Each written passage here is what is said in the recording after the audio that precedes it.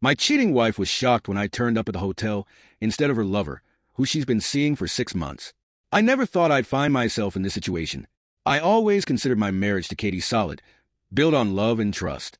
We had been together for over 8 years, and while there were the usual ups and downs, I believed we were in a good place, until the night everything changed. It started innocently enough. I was working late on a project, and had come home a little later than usual. Katie was already in bed, and I could hear her soft breathing as I entered the bedroom. I noticed her phone vibrating on the nightstand, but I thought nothing of it. We had each other's passwords, and often shared our phones for various reasons. Still, something nagged at me, a feeling I couldn't shake. The next morning, I woke up to find Katie had already left for work. I noticed her phone was still on the nightstand, and for a brief moment, I contemplated checking it. I hesitated, reminding myself of the trust we had built. But as the day progressed, the feeling of unease gnawed at me. I decided to take a look. I picked up her phone and unlocked it.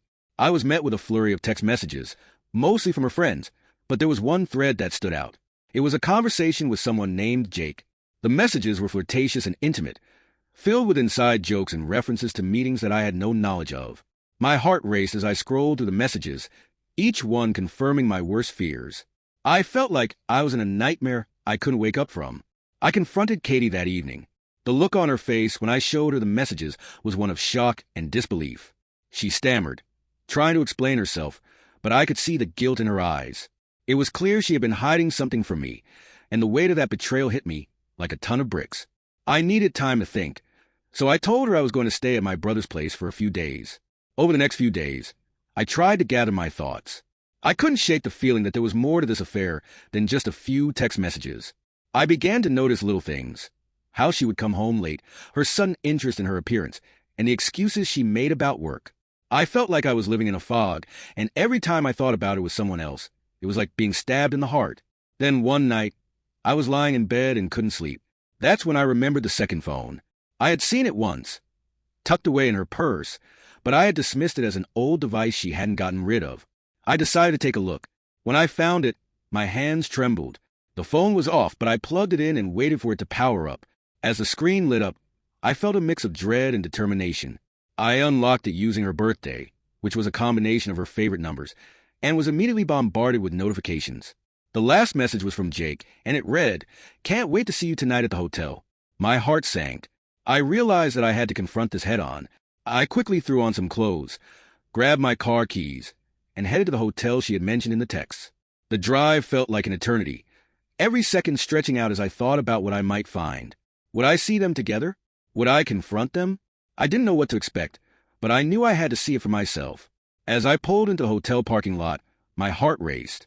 I parked and took a deep breath before stepping out of the car. I made my way to the entrance, my mind racing with questions. I approached the front desk and asked if a guest named Katie had checked in. The receptionist, a young woman with a friendly smile, confirmed that she had. I felt a mix of anger and sadness wash over me as I walked toward the elevators. I pressed the button for her floor and waited, my heart pounding in my chest. When the doors opened, I stepped out and walked down the hallway, my footsteps echoing in the silence. I stopped in front of her room, took a deep breath, and knocked. There was a pause, and then I heard footsteps approaching. The door swung open, and there stood Katie, her eyes wide with shock. She was dressed in a way I had never seen her before, more glamorous and put together than I had ever known her to be. "James," she stammered, clearly not expecting me. "Surprise," I replied, my voice steadier than I felt. "I thought I'd come see you and Jake." Her expression shifted from shock to panic. "What are you doing here?" she demanded, glancing over her shoulder as if expecting Jake to emerge from the shadows. "I found the second phone, Katie. I know everything. I know about Jake," I said, my voice low but firm. Her face paled, and she stepped back, searching for words. I can explain." Before she could say anything else, the door behind her opened, and out stepped Jake. He froze when he saw me, his expression shifting from surprise to fear. Hey man." I felt a surge of anger and betrayal. "You've got to be kidding me," I said, looking back at Katie, who was now visibly shaking. "This isn't what it looks like," she pleaded, but I could see the truth in her eyes. The facade was crumbling, and I felt a mixture of heartbreak and rage. "Then what is it?" I asked, my voice rising. "You've been lying to me for 6 months, Katie. 6 months of deceit. And you expect me to believe this is just a misunderstanding? Katie looked between Jake and me, her eyes welling with tears. I didn't mean for it to happen. I was feeling lost, and Jake was there for me when I needed someone. I thought I could handle it. Handle what? I shot back. Betraying your husband? Lying to me every single day. Jake, who had been silent, finally spoke up. I didn't know you were married, man. I thought she was single. I'm sorry. Sorry doesn't cut it, I said, my voice shaking with emotion. You don't get to play the victim here. Katie stepped forward, her hands trembling. James, please, I love you. I made a mistake. I was confused, and I didn't know how to talk to you about it. Love, I echoed, feeling a bitter laugh rise in my throat. This isn't love, Katie. This is betrayal. You've shattered everything we built together. In that moment, I felt the weight of my emotions crashing down.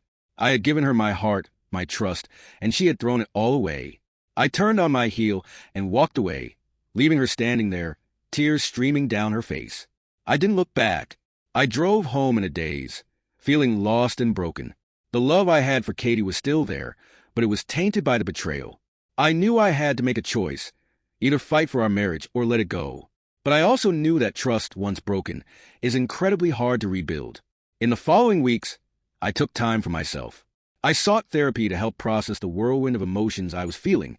I realized that I deserved better than what I had received. I was worth more than the lies and deceit. Katie reached out multiple times, trying to explain herself, but I needed space to figure out what I truly wanted. Slowly, I began to rebuild my life, focusing on my own happiness and healing. I started spending time with friends, rediscovering hobbies I had neglected, and finding joy in small moments. Eventually, I made the decision to end things with Katie. It was painful, but I knew it was the right choice. I couldn't continue living in a relationship built on shattered trust. I deserved someone who would cherish and respect me, not someone who would betray me. Looking back, I realized that this experience, as painful as it was, taught me a lot about love, trust, and self-worth. I learned to prioritize my own happiness and to never settle for anything less than I deserve. While the scars of betrayal will always be a part of me, they have also made me stronger and more resilient. The therapy has helped me tremendously in getting through what's happened. I know and accept that there's going to be a lot of trust issues when it comes to future dating, but I have faith that with ongoing sessions and self-care, I can get back on track and start the next chapter. Now, as I move forward in life, I carry those lessons with me. I am open to love again, but this time with a newfound understanding of what it truly means to trust someone. And while I may have lost Katie, I gained a deeper sense of self and a clearer vision of the kind of love I want in my life. Thank you to everyone who listened. It was something I really needed to get off my chest, as I had a hard time being able to open up to anyone around me about this. What did you think of this story? Let me know your thoughts about it in the comments, and thanks for listening.